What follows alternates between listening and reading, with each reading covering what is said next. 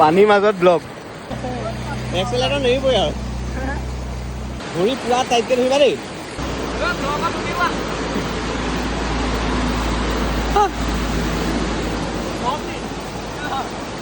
পানী ব্লক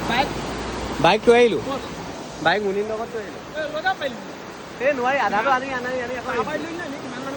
ভয় লাগিলে হয় নি অ' অনুভৱ কেনেকুৱা হাই দোস্ত কেনেকুৱা অনুভৱ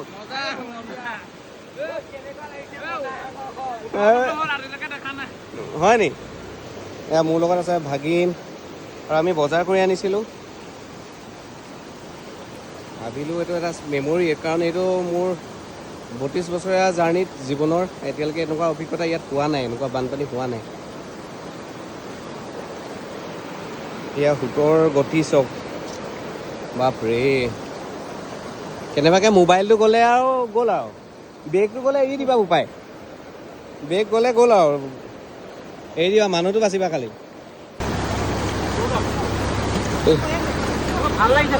ল'ৰাকেইটাক ৰাখি থৈছোঁ মেমৰি এটা এইটো আকৌ চাগে ভৱিষ্যতে নহ'বও পাৰে হয় নাই এনেকুৱা কাম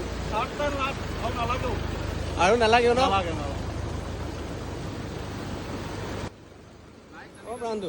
বানপানীৰ বেয়া অনুভৱখিনিৰ মাজতে কিন্তু ভাল লগা অনুভৱখিনি হৈছে এই নৱপ্ৰজন্মখিনি আৰু তেওঁলোকৰ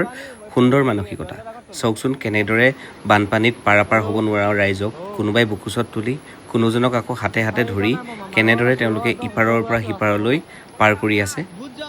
গতিকে এই মানসিকতাক এই ল'ৰাখিনিক এই ভিডিঅ'টোৰ জৰিয়তে কৃতজ্ঞতা জ্ঞাপন কৰিছোঁ